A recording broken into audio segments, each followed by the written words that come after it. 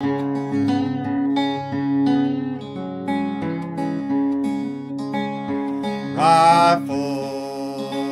upon my shoulder and a rucksack on my back. Bullets, shells and shrapnel, and a hellhound on my track. When I made it to my home place, I found triumph of the will.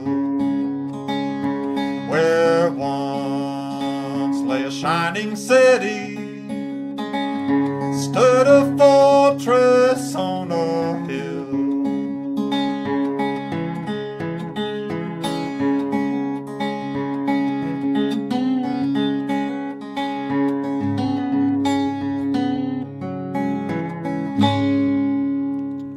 Welcome to Fortress on a Hill. I'm Henry. Thanks for joining us. For those new to the podcast, Danny and I are two leftist combat veterans who we served in Iraq and Afghanistan, and we take the military and veteran stories of the day and try to look at them with a little more context.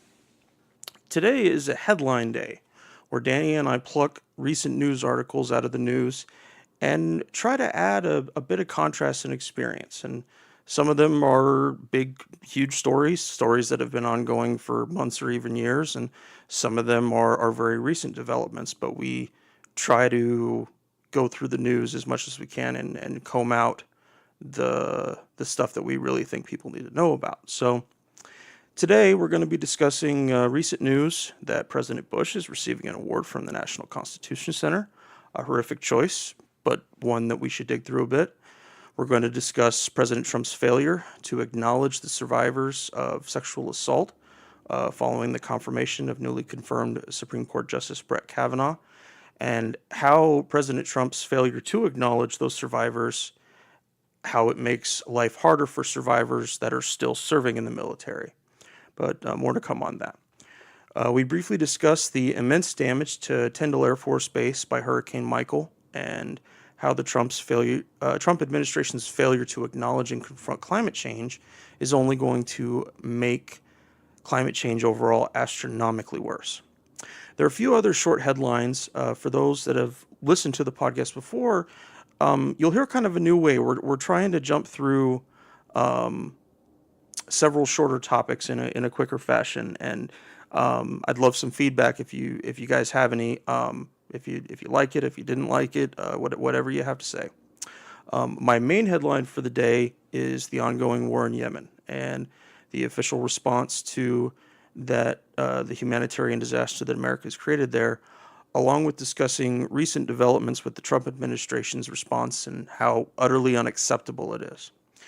Danny today is going to be covering the recent horrific attack in Afghanistan involving the senior U.S. commander there, along with several other high-ranking Afghan officials that were killed in the attack, and what this incredibly terrifying sign tells us about the war in Afghanistan. Danny is also going to discuss the murder of Jamal Khoshoggi, a Saudi journalist who had just become a legal U.S. resident in the last year, who fled his country for his own safety, and in returning to the Saudi embassy in Istanbul, he was killed on the grounds there in Istanbul. So we'll be talking about that in a bit more detail. All right, let's do this. Well, good morning, everybody. We've got a whole shit ton of news to share with you guys, so let's get to it. I'm going to take a minute here and run through a whole bunch of headlines because Danny and I have been super busy with a ton of other things, but we want you guys to be aware of some things that are sticking out to us. First and foremost is Brett Kavanaugh's confirmation to the Supreme Court that came through this last week. The comment I wanted to make about that for our purposes has to do with the public comments that the president has made about sexual assault and about not believing survivors, and something that really hasn't been pieced apart with that so much is how that could possibly lead to something like undue command influence in an investigation for troops in the service.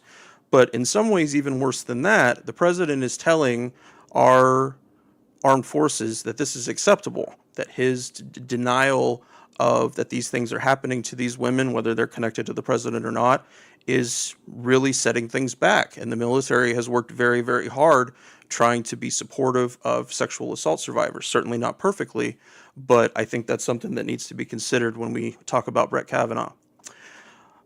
President Bush is receiving an award for his commitment to veterans from the National Constitution Center. I won't go into that too much detail. Eyes Left, those guys have just done a brand new episode on that specific detail. And in a word, President Bush fucked them. But I want to read the announcement from the National Constitution Center's website so you understand a little bit about this. George W. Bush served as 43rd President of the United States, and Laura Bush served as First Lady from 2001 to 2009. They are founders of the George W. Bush Presidential Center in Dallas, Texas, which is home to the George W. Bush Institute, a nonpartisan public policy and leadership development center focusing on solving today's most pressing challenges. The Military Service Initiative within the Bush Institute honors the service and sacrifice of all post-9/11 veterans by ensuring they and their families make successful transitions to civilian life, specifically in addressing the challenges of employment and overcoming the invisible wounds of war. And in 2017, President Bush also painted and penned Portraits of Courage, a commander-in-chief's tribute to America's warriors, which helped dispel the stigma of invisible wounds of war and tell the human stories of those who courageously volunteer for our country. So nothing about this award is anything that he did in his time as president. Nothing. It's just this stupid, fucked up center that, and every president gets a center or a library or something. So let me jump in there and express my utter disapproval of this award. I know we both agree on this. The award for President Bush is completely out of context. This man paints lovely portraits of veterans, especially fallen veterans. He's getting an award because he paints in his free time. Utterly detached from the fact that those boys and those women and men died based on the illegal and ill-advised wars that President Bush started. These were wars of choice. One could argue that the initial counter-terror invasion of Afghanistan was a just war. One could argue that. Okay, I think it's a very nuanced question as to whether it was a good strategy, but you can argue something for it. Iraq had no weapons of mass destruction. Fact. Iraq had nothing to do with 9/11. Fact. We still invaded and toppled the government of a sovereign country. 4,000 plus Americans died in that illegal, ill-advised war. President Bush has that blood on his hands. The only thing he's done for veterans is create more of them.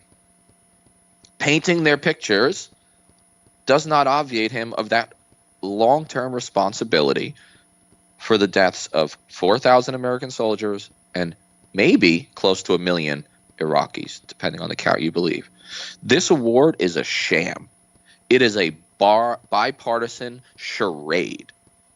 Everyone was making great comments, at the McCain funeral when, Michelle Obama was kind of friendly with George W. Bush, and we're supposed to forget that Bush was the worst president in living memory. And for all of the obtuse comments of Trump has yet to do anything on the scale of disastrous that George W. Bush did. The man is arguably a war criminal. Absolutely. The international community sees him that way. Only Americans do not. The international community, because of his torture policies, we're talking Abu Ghraib, we're talking extraordinary rendition, we're talking about illegal invasions of sovereign states. Even if Saddam was an asshole, and he was, we had no right to invade his country. We had no right to occupy his country. And we had no right to destroy a society, and that's what we did. This is abhorrent. And I don't have anything else to say about it except for the listeners, do not forget the George W. Bush presidency. Those 8 years may have done more to damage our ostensible republic and to damage America's good name in the world than perhaps any other 8-year presidency, at least since the 20th century. Absolutely. I'm thinking about writing something about this topic. I'm not sure what direction I'm going to go in, but yeah, I have a lot of thoughts I'd like to get out. No, one last thing on this. About Face, which is an organization we're both members of, used to be called Iraq Veterans Against the War, is planning some direct action and protests surrounding this ceremony. Unfortunately, I'll still be on active duty, so I won't be able to take part because, believe it or not, the Uniform Code of Military Justice protects not only the current president, but also past presidents from contemptuous activity. So I can give my opinion like I just did in an unofficial capacity. It doesn't speak for the DOD, but I can't actively pursue political opinions as long as I'm on active duty. But sure enough, when I'm not anymore, which should be any month now, you can bet that I'll be on the streets to fight these sort of things.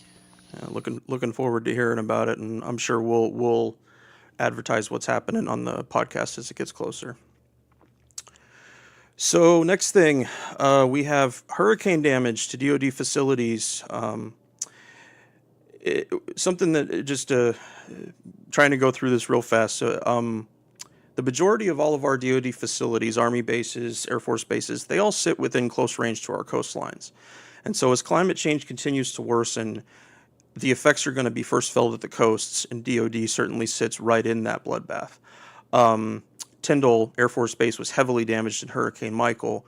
However, it seems at this point that the hangars, while they were destroyed themselves, seem to have protected around there was 15 F-22 Raptors there that were, I assume they were deadlined and unable to fly at the time. And this is exceptionally lucky for the Air Force, as Secretary of Defense Mattis has ordered a standing memorandum that all the branches are to increase the mission-capable rates of 4 of the nation's premier fighter aircraft, the F-22, the F-35, the F-18, and the F-16, to 80% during the federal fiscal year that began October 1st. And so that means that at any given time, only 20% of this fleet, of those 4 aircraft that I mentioned, can be unusable, which is insane. I don't know how they're ever going to be able to do anything like that. And then recently there was an article in the Oregonian, which is Portland's here, their big newspaper, talking about President Trump and Secretary of the Interior Ryan Zinke suggesting that they use West Coast DoD facilities to ship coal overseas, given that most Western states, like Oregon, have become unwilling to use civilian shipyards because of the environmental damage caused by using coal and by transporting the coal. This move by Trump is specifically part of the Trump administration's desire for the U.S. to establish, quote, energy dominance in the world. He only specified one specific site for natural gas, and it's the former Adak Naval Air Facility in the Aleutian Islands in Alaska, which he suggested could receive fuel by barge from the North Slope. It's been closed since 1997. About 300 people live in that town. It's actually the most westernmost community in the United States. It's out on that way little tail end there for Alaska.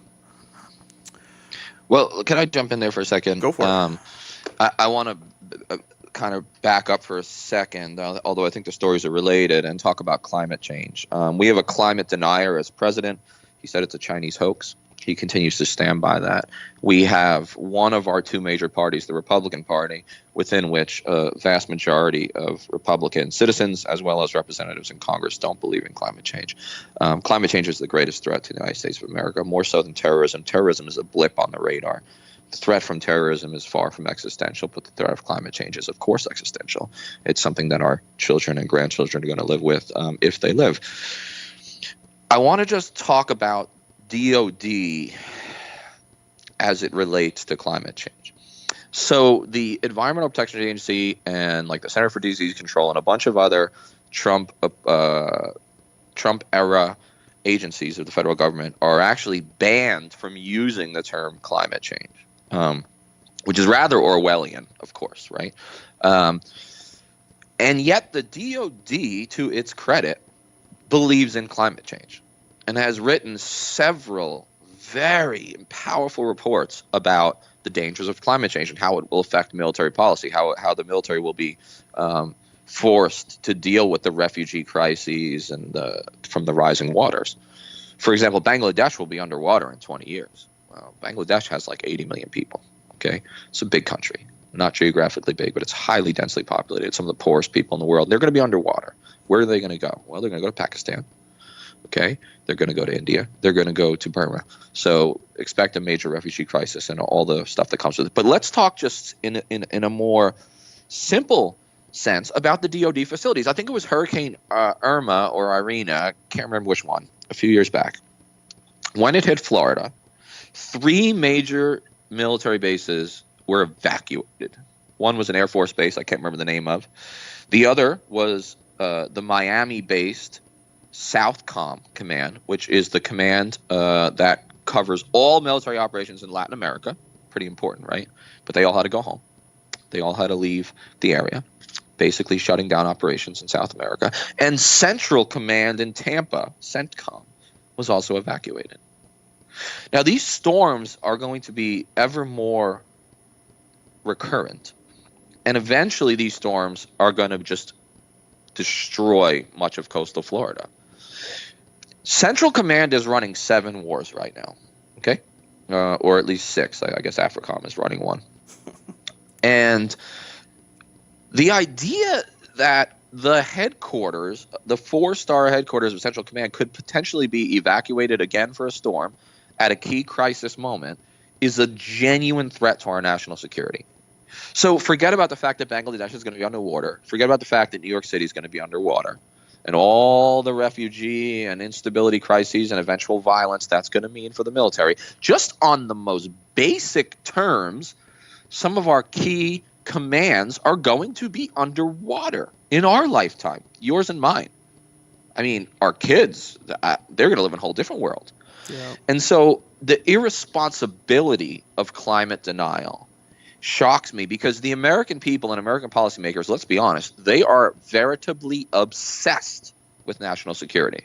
Too much, I think. I mean, I think they're alarmist, right? But the one aspect of national security, the only one that's existential, is climate change, and yet we deny that. And again, we're through the looking glass, Alice. I mean, this is insane, and that's all I want to say about that. But my God, the obtuseness of our executive to just deny this, it's inexcusable and it's unfathomable. Well, it also puts in real clear contrast the value he places on military personnel's lives, because the first people to be injured or killed by any of this is going to be people in uniform, because not only, like you said, being close to the coast, but they're also going to be doing humanitarian operations. So the worse that it is, the worse that the water they have to wade through to help people. So yeah, it doesn't seem like they have any concept of the value of military personnel's life in the least. Absolutely not. It's a charade. The whole idea that like soldiers are on a pedestal and everyone loves them, it's a charade, because if they really love them, then they would worry about the things that are most threatening to them, and climate change is, of course, the existential threat. Absolutely. So next thing in the shoot today is last month I posted on the podcast feed a report from Code Pink on the military-industrial complex, and it breaks down which companies are selling the most, to which repressive regimes they sell. This particular report focused on Saudi Arabia, Israel, and Egypt, which are easily the worst ones in the world. I'm not going to go through a bunch of it, but I wanted to just demonstrate the kind of information there. I suggest to everybody take a few minutes, go and read this. Yes, it's I think it's like 70 or 80 pages, but you learn a lot about what American companies are willing to ignore when it comes to warfare deaths and war crimes. So here's the example I found, is that the U.S., we can continue to sell cluster munitions. that Saudi Arabia and the United Arab Emirates are believed to be using them in Yemen because they've found debris left behind that demonstrates that they're using. However, these clusters don't always explode, and so people can come behind and walk by them, and it hurts or kills anybody in their range. Our country is one of a handful that didn't sign the ban on these horrifying weapons. And add to that with our removal from the anti-ballistic missile treaty that George W. Bush ended our involvement with during the early days of his admin. So, all right, just a little bit here about this cluster stuff. The remains of M26 cluster munitions made by Lockheed Martin were found at the site of 2 missile strikes in Yemen, one in Hajjah in April 2015 and another in Sadah in July 2015. Cluster munitions are designed to open up in midair to release hundreds of submunitions to kill and wound people over a large area. Unexploded submunitions can keep killing and maiming innocent civilians for years. They've been outlawed in an international treaty signed by 108 countries, but not the United States. Lockheed's M26 MLRS rocket has a range of 20 miles and is armed with 644 submunitions. Here's the real horrifying thing. The United States General Accounting Office, the GAO, found that the dud rate of the M77 munitions, meaning how many of them did not go off, can be as high as 23%, with each rocket leaving up to 148 unexploded bomblets behind to kill and maim people. Now, though Lockheed Martin has not sold these kind of rockets to Saudi Arabia, it did sell them to Bahrain, Egypt, and the UAE, but none of them has accepted responsibility for these 2 attacks on civilians. You know, what strikes me is, once again, the United States is acting like a rogue state. We don't sign on to international treaties that everyone else signs on to. 161 countries have ratified the ban on landmines, for example. President Clinton, a liberal, quote unquote, wouldn't sign it, wouldn't ratify it. Barack Obama promised on the campaign that he would, and then he got cold feet when the military told him, no, we need these. So 161 countries signed, but we didn't. We have a history of thumbing our nose at the international community, at international norms and laws. We've pulled out of the Kyoto Accords on climate change under George W. Bush. We pulled out of Paris under the watch of President Donald Trump. We refused to recognize the International Criminal Court, or the ICC. I mean, we pulled out of the Iran deal and everyone else stayed in it. I mean, at time and time again, we are the rogue state. We refuse to play by international law or international norms. And what you're talking about here, the cluster munitions, is just another example of that. And then when we get attacked, when people protest against us in the Middle East or anywhere else in the world, when global polls tell us, credible global polls tell us time and time and again that the rest of the world thinks the United States, not North Korea, but the United States is the greatest threat to world peace, we're always so surprised. We're like, why do they hate us? That's our favorite question. Why do they hate us? Well, I can think of a few reasons. And what you're saying in this headline is just one. It's our utter hypocrisy that they hate. Yeah, no, like you said, we have become a rogue state, no different than Pakistan, no different than Egypt, no different than Saudi Arabia. It's just horrifying. And the 3 states that you just mentioned as rogue states are all American allies who we sell arms to. We do. Which is, just adds to it. It's like an onion, man. Every time you peel away a layer, there's just more fucking fucked up shit there. Yeah, I know. And I'm losing my mind, man. I'll be honest. I'm fucking losing my mind with all this stuff. So next headline in the shoot, we have an article from Wired talking about U.S. weapon systems being highly vulnerable to cyber attacks. And they're talking about all different kinds of things. We use a lot of electronics, even ordinary troops, between Blue Force tracker computers in trucks, electronic stuff to keep us protected from IEDs as guys are driving around in convoys, not to mention Air Force stuff, drones. I mean, the list goes on. But I wanted to go through this one in more detail, but simply that a group of kids, they got together a group of kids, and I don't think any of their systems lasted more than an hour. Some of them were broken in minutes. Some of them, the kids were able to break into it in minutes. So I will link that one in the show notes. Please definitely read through it. Next one is an article called "The CIA Democrats" from the World Socialist website. It talks about the military-industrial complex connections of a whole bunch of Democrats that are running for office this fall. Now, some of them are former active duty. Some of them are former CIA, former NSA. There's a very, very wide selection, but they do all come from the national security state in one way or another. I'm not saying that you should or shouldn't vote for anybody simply based on that alone, but it is really worth looking through someone's resume and seeing what they're going to do. These days, the Democrats do everything the Republicans want them to do in terms of our military. So if anyone is already in that spot, already leaning that way, assume they're going to say yes. Assume they're going to want to get in on the crowd of that. And the last thing for today is next episode, Danny and I are going to bring in some info on our reps and our senators. And we want to know the defense bill, the final for fiscal year 2019 finally got approved.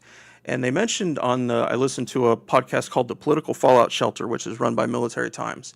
And they mentioned that now all these representatives and all these senators are going to go home and they're going to take a victory lap for this gigantic DoD budget. And that's the kind of thing we need to watch out for. So, yeah, and it's a great point. Look, the days of being politically apathetic are behind us. Everyone has to be political. If you think of yourself as apolitical, that's not acceptable anymore. I know it's frustrating. I know it's easy to just tune out and forget about it, but we have to hold our congressmen and our senators accountable because the Supreme Court is in the hands of the enemy for at least a generation. The presidency is in the hands of a fairly extreme right-wing president, and the Congress is in the hands of radical Republicans. So really the only one of those things we can influence before 2020 is the Congress. And so we have to know which representatives are in the pocket of the military-industrial complex, and we need to call them out. We need to call their offices. We need to write letters. We need to protest, and then we need to vote them out if they are in the pocket of the militarist state.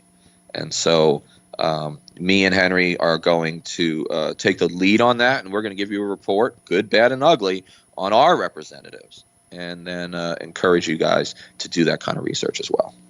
Yep, sounds great.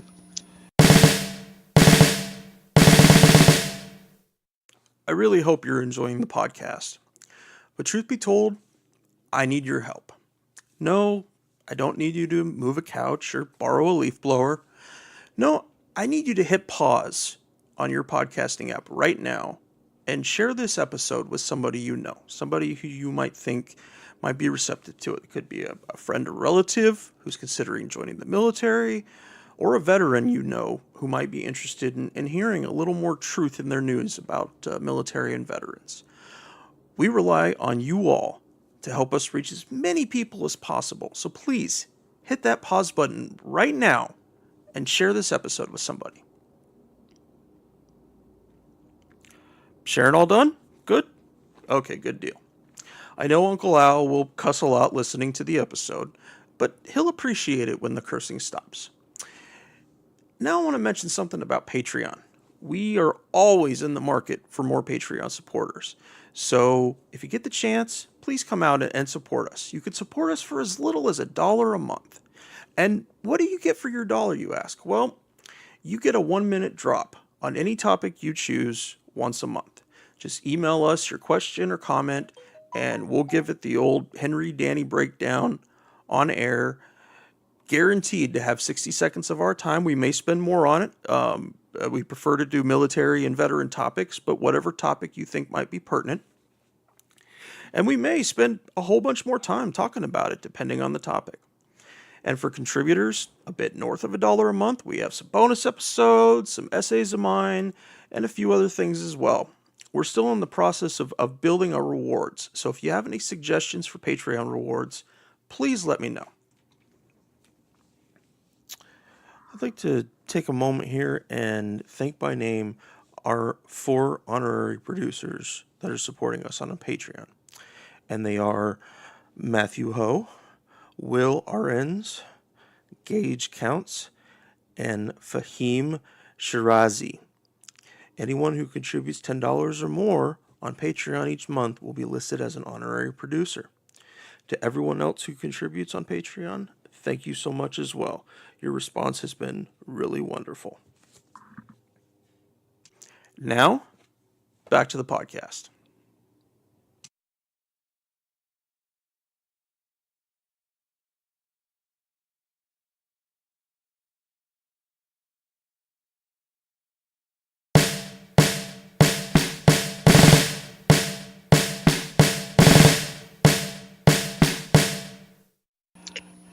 Well, I have been very busy this week, Henry. I wrote 5 articles this week, Holy which is shit. the most I've ever written in a week. And it's not because I necessarily need the cash, although I do. And it's not because I'm trying to show off, because I'm not. It's because so much is happening in the world.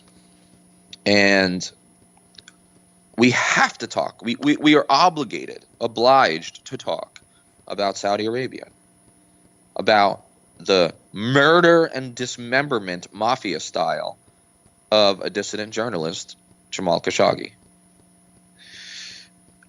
I am appalled by 2 things.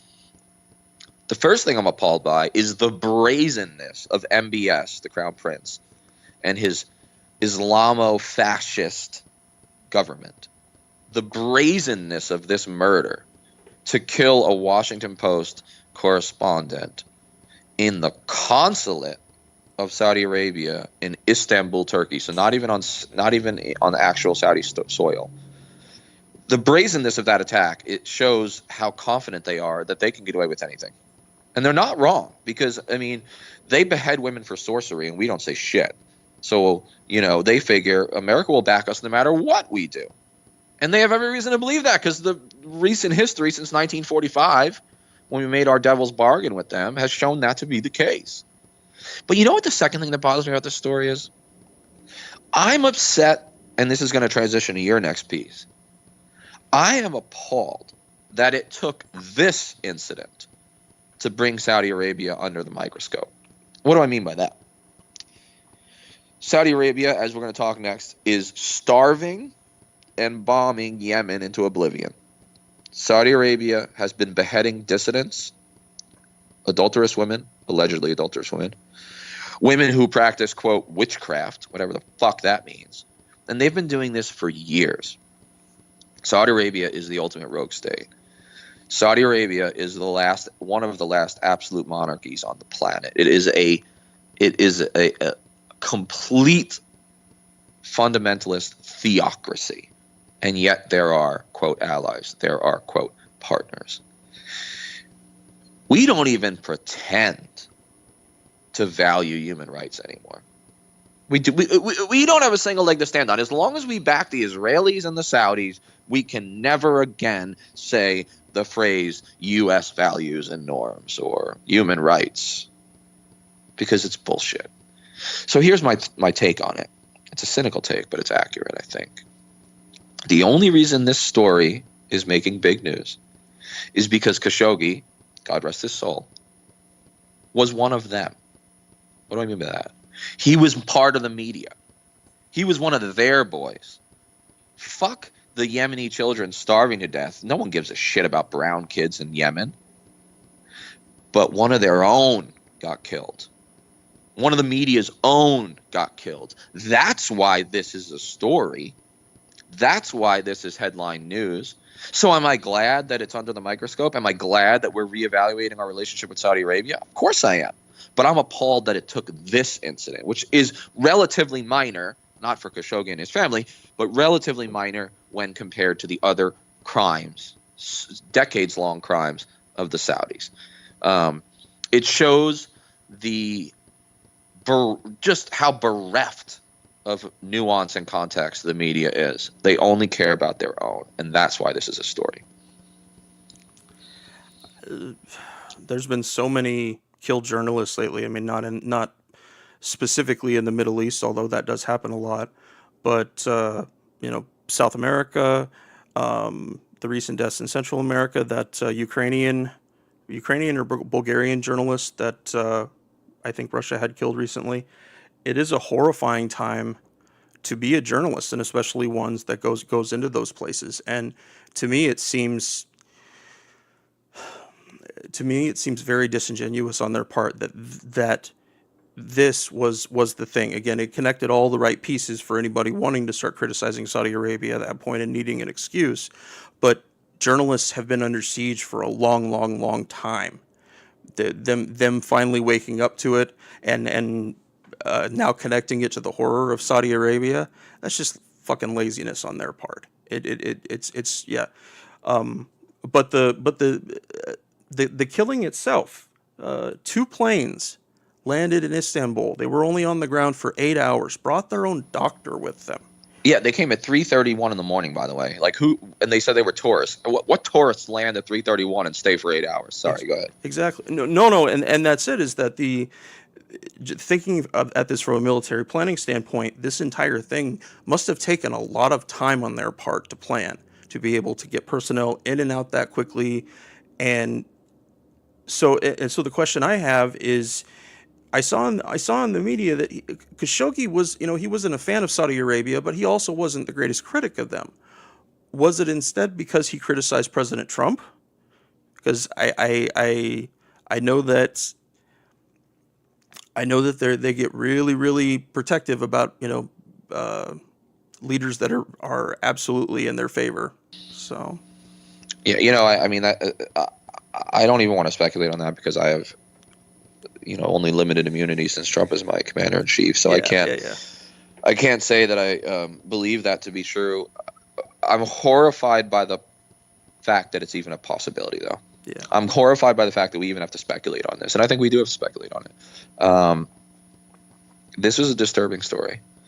Saudi Arabia is ISIS light. That's what they are. ISIS cuts off heads. Saudis cut off heads. ISIS fucking stones women to death for adultery. Saudi Arabia stones women to death for adultery. I mean, the only difference between ISIS and Saudi Arabia is Saudi Arabia, well, there are ISIS. Yep. There are boys. So, all this bullshit about we're fighting an existential war against theocracy and ISIS is like Islamo-fascist. It's all bullshit. Because if the war was really about stamping out theocracy in the Middle East, then our first target would be the Saudis. Absolutely. The Saudis, along with the Pakistanis, essentially created the Taliban, which killed thousands of American soldiers and, of course, hundreds of thousands of Afghans. It's a joke, man. It's a joke, and I am going to ring the alarm bell on Saudi Arabia until I'm blue in the face. I will die, probably, still writing about Saudi Arabia because it's a topic I will never, ever give up on. There's no end of stuff, man. It just keeps continuing. But that breaking that relationship and that nexus is key for our country backing up from the war state. If those kind of things are still there, if we as capitalists can still sell bombs and guns and find their demeanor acceptable, then our war state's just going to continue as bad as it is and probably even get worse. Totally agree. So now, in direct connection to Saudi fucking Arabia, we're going to talk about Yemen. This is a piece by Rajan Menon at Tom Dispatch. Just while I'm thinking about it, he did a really great segment on the Scott Horton show recently. If you guys want to know more about this in detail, please listen to that episode. For years now, a relentless Saudi air campaign, quite literally fueled by the United States military, has hit endless civilian targets using American smart bombs and missiles without a peep of protest or complaint from Washington. Only a highly publicized, completely over-the-top slaughter, what we were just speaking about, recently forced the Pentagon to finally do a little mild finger-wagging. On August 7th, an airstrike hit a school bus with a laser-guided bomb made by Lockheed Martin in northern Yemen, killing 51 people, 40 of them school children. 79 others were wounded, including 56 children. Soon after, a UN Security Council appointed group of experts issued a report detailing numerous other egregious attacks on Yemeni civilians, including people attending weddings and funerals. Perhaps the worst among them killed 137 people and wounded 695 others at a funeral in Sana'a, Yemen's capital, this last April. So first, let's talk about the ongoing blockade. I want to say, what was it, beginning of 2015 when that started, Danny, when the blockade first began? And it was already contributing to incredible food shortages and super high prices that ordinary Yemenis can't pay. Let me pause there, and let me just pause there and say, even before the blockade, Yemen imported 80% of its food. So that gives you an idea of why the blockade is so awful. Go ahead. That was literally the next thing I was going to say. See, that's the thing. We should share notes ahead of time. We're so our mind melding is amazing. Go ahead. We are. So it cut the number of ships that were docking in the Houthi-controlled port of Hodeidah from 129 between January and August 2014 to 21 ships in the same month of 2017. Now, 18 million Yemenis, an incredible 80% of its population, must rely on emergency food aid to survive. Then, perhaps worst of all, you have Yemen's ongoing cholera epidemic, exacerbated by destroyed sewage infrastructure throughout the Saudis' aerial bombing campaign, along with shit tons of rotting garbage, which is unable to be collected because of the war. All of this have made Yemen's cholera epidemic the worst on record, easily surpassing the 800,000 cases Haiti had between 2010 and 2017. According to a World Health Organization report between April 2017 and July 2018, there were more than 1.1 million cholera cases there. At least 2,300 people have died from the disease, most of them children. It is believed to be the worst outbreak of cholera since statistics began to be compiled in 1949. It only took Yemen half a year to break Haiti's record. And what, pray tell, was the finger wagging? What was the finger wagging that Rajan was mentioning in the beginning of his piece? What did members of our own government do with news of innocent children being killed in a bus bombing? Well, we had SecDef Mattis tell the media that the Saudis' blank check on Yemen wasn't a blank check after all, and then he and Secretary of State Mike Pompeo collectively certified that the Saudis are in fact attempting to mitigate civilian casualties without a shred of fucking evidence to demonstrate that. They both signed their names on this blank check and just go right back to their normal bullshit. And keep in mind that Saudi Arabia is slotted to receive a lot of the equipment needed to continue this war by itself. This is a little bit from that Code Pink report again. This is the equipment going to Saudi Arabia just from Lockheed Martin. 4 new littoral combat ships designed to work in shallow waters, which will enable the Saudis to keep their blockade up for who knows how long. 2 KC-130J refueling planes that they now rely on us to use. 20 new C-130 transport planes, 14 MH-60R Seahawk helicopters, and 30 UH-60 Chinook helicopters. And again, like I said, that's just one defense contractor. There's still no evidence that the Houthis are being armed by Iran, given the naval blockade, because given how landlocked Yemen is, it would be the only real way to get weapons into Yemen. They just can't do it. If the most basic provisions of life are unable to make it into port, how would weapons sent from Iran?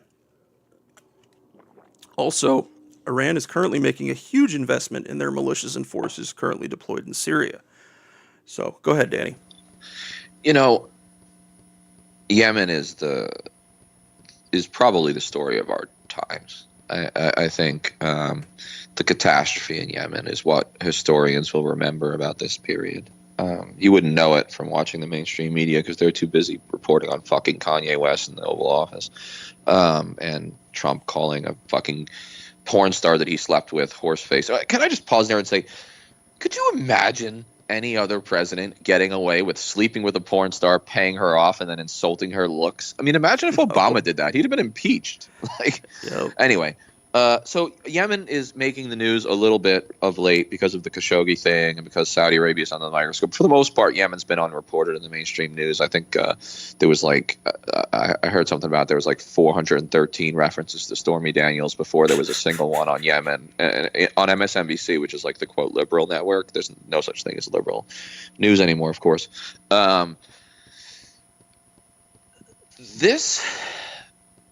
This disaster is worse than it even sounds. I mean, casualties are underreported. I mean, the official count is only 16,000 dead civilians, but most estimates put it over 50,000. Yep. Like you said, 80% of the country is on the brink of famine, and we're not even sure how many children have already starved to death, but it's in the thousands. It will be in the millions if something doesn't change. The United States likes to believe that this is not our war. We don't have any troops on the ground for the most part. Our planes aren't doing the bombing, but we are just as complicit as the Saudis. Because while the United States likes to believe that this is a Saudi war and not an American war, that's not what the Yemenis think. No. The Yemeni people blame us. And every time a bomb kills a wedding party or a school, they take a photo of the tail fin, and it says, whatever, Lockheed Martin, Honeywell, Boeing, one of it's. I mean, it's in English. The fucking writing and the nomenclature is in English. It's we don't even hide the fact that these are American bombs. Look, if it's an American bomb, then it's Americans' responsibility. But we don't make anything in this country anymore. Industry, steel, all those things, that shit is gone. It's all overseas. It's all sweatshop labor. The Rust Belt is dying. But you know what we do still make? Guns. We're the number one arms dealer in the world. And one of the reasons Trump has been unwilling to do anything more than a slap on the wrist of Saudi Arabia over this Khashoggi thing or the Yemen war is because he just made a $110 billion arms deal. Mm-hmm. It drives the U.S. economy. Now, it's not making the people of America any richer. I mean, it's making corporate executives richer. But seriously, I mean, one of the last American domestic industry, besides fracking and the destruction of the environment, is guns and bombs and weapons of war. We are complicit, as I've said in recent articles. We are guilty, and God help us. That's what I want to say, because our souls are dying in the deserts and mountains of Yemen. The one more point I wanted to make on this, and it was that, like what you're saying here, Danny, is that we began this a long time ago. It's only recently that it's gotten horrifying enough that the media might pay attention to it. But if we go back, say, to 2011, Barack Obama chose to arm the Saleh government back then during the height of the Arab Spring in a deal to secure our drone war against Al-Qaeda there in Yemen. At what point are we going to understand that attempting to arm different groups and point them at each other or point them at the groups we want them to fight just turns the world into a fucking bloody mess? Because that's all I see here. I did see mentioned that Obama had stated that the Iranians told the Houthis not to attack the capital, and that if they did go after Riyadh, that Saudi Arabia would start a war from them. I don't know if that's true or not, but I thought it was interesting. And as far as I know so far, every missile that the Houthis had fired in the direction of Saudi Arabia has either missed or been shot down. And given the just under 50% hit rate of most missile defense systems that we sell, although that's not the rate that we sell them, we tell people, it's good that the Houthis have really terrible weapons. So, yeah, it's horrifying, Danny. I fucking run out of words. I really don't. Oh, and one little last thing here. It was a new report from ProPublica, and I'm going to cover this next podcast, talking about how an American defense contractor hired Special Forces veterans to participate in an assassination program in Yemen, hunting Yemeni politicians and clergy. It was Democracy Now! Covered it a little bit earlier this week, so if you guys Google it, I'll link that one article in there, but I'm going to cover that in depth next time. So the last headline for us today is mine, and it's on the madness that went down in Afghanistan on Thursday, yesterday, from when we're recording. There was an attack, another insider attack, which is when an Afghan, quote, ally turns his gun on his trainers or on Americans in general. And it occurred in Kandahar, the province that I served in, which is one of the more Wild West-like provinces of Afghanistan. And what made this attack interesting, it was the 103rd such insider attack that resulted in fatalities. There's been, of course, many more that did not result in fatality. What made this one interesting is that General Miller, who's like the 17th commander of the war, because that's how long we've been there, the current U.S. top commander in Afghanistan, he was there. Okay, he had actually just left, but he was very close to this attack. 2 American soldiers were wounded in the crossfire. It was the bodyguards of the provincial governor of Kandahar who turned on the provincial governor, and he was killed along with 2 other Afghan senior officials, one of whom was the intelligence chief for the province, and the other one was a guy named General Abdul Razik, who is the police chief, but really the basic warlord of Kandahar. He runs all security forces for the Afghan government in Kandahar. He was killed as well. This attack tells us 2 things. One, it tells us that the Taliban can strike when and where they want. The fact that they got so close to killing the senior commander in the United States tells us that they have excellent intelligence, tells us they have spies everywhere, and it tells us that no part of Afghanistan is safe. Not Kabul, where there's been more bombs and suicide bombers than ever in the capital, not in the district center of Kandahar, obviously. Nowhere is safe. Now, the Taliban officially contests 44% of Afghanistan's districts, which is the highest rate since the war started. But this shows that even in the other 56% of the country, the Taliban can strike at will. So the war is over, guys. We lost. Doesn't matter how long we stay. Whether we stay or go, the war's over. The Afghan government will fall. I mean, it may be able to hold on to the northern rim of the country where the Uzbeks and the Tajiks live, but southern and eastern Afghanistan will fall to the Taliban. This is a fact, okay? That's the first thing it tells us. The second thing it tells us is that American, quote, partners in Afghanistan are highly, highly flawed individuals. I knew General Razik, believe it or not. I met him in 2011 when he first came to Kandahar to take over as the police chief. Razik was very effective, unlike most of the timid Afghans that we trained. Razik was fearless, and he was brutal. He would take his personal police sort of force. He had this like special forces kind of elite group that like was personally loyal to him, and he would just run right through Taliban country and send them on the run. They were terrified of him. I mean, they hate him. I'm afraid he lived this long. He's already survived a few assassination attempts, and this one is the one that finally got him. So Razik was very popular with the American chain of command, okay, with my bosses and their bosses and their bosses, because he actually fought. He was actually effective, and he actually killed Taliban. He executed prisoners. I had words with Razik once about his human rights abuses, and he dismissed me because I was just a lowly captain and he was like the warlord of Kandahar. I had tried to warn him that his heavy-handed tactics would actually turn the people against us. The thing to remember about Razik is that General Razik is a proven war criminal. Like so many of our allies, like so many of our partners in the Middle East and specifically in Afghanistan, he was a warlord. Harper's Magazine, even before he came to Kandahar, had written a long piece speculating about his execution of prisoners, men, women, and children.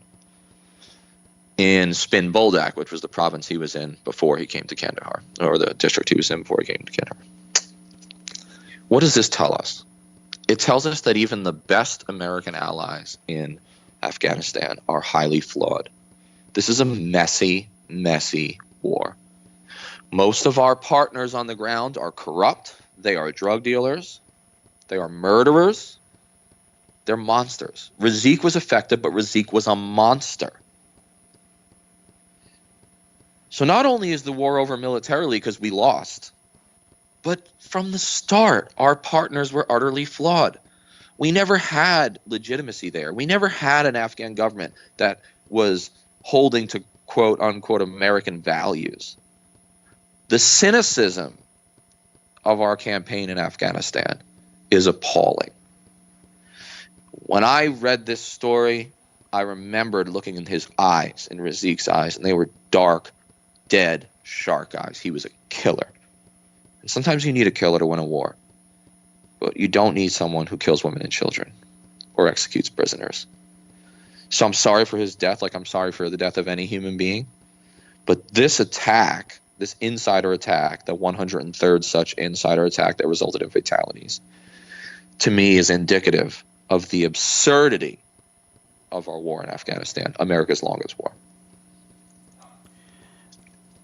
It's very, very demoralizing for deployed troops when there are insider attacks. And not that it shouldn't be for any reason, but I remember in 2004 when I was there and we had the Chow Hall bombings that happened.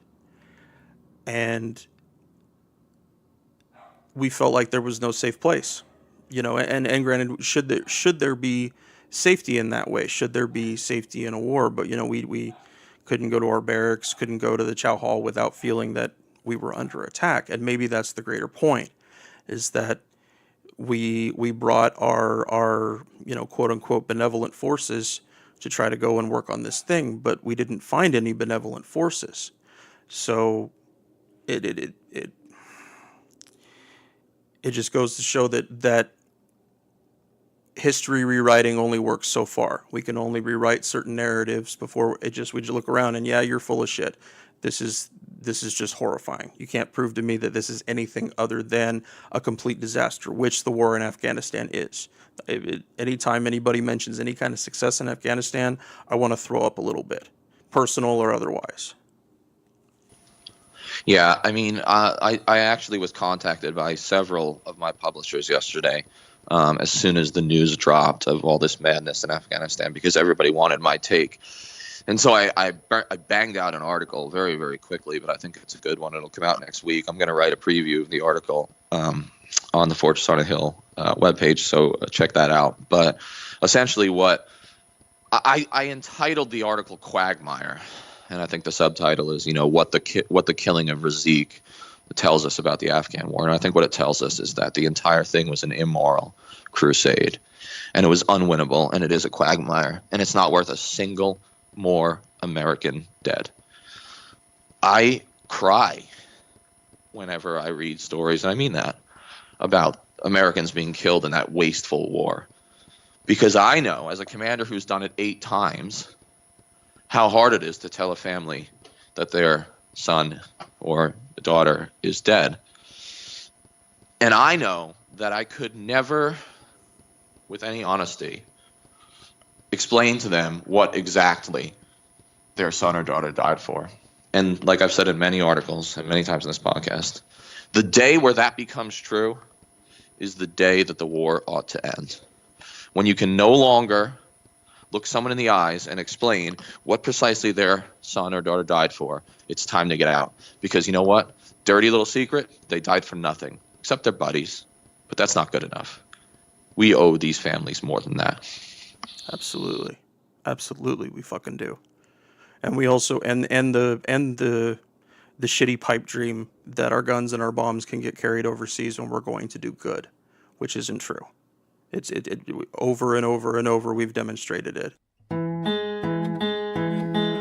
We're on Twitter at Fortress on a Hill, and also on Facebook.com at Fortress on a Hill. You can find our main blog page and our full collection of episodes at fortressonahill.com. iTunes, Stitcher, SoundCloud, Patreon, Spotify. You name it, almost anywhere you listen, we're already waiting for you. Skepticism is one's best armor. Never forget that. We'll see you next time.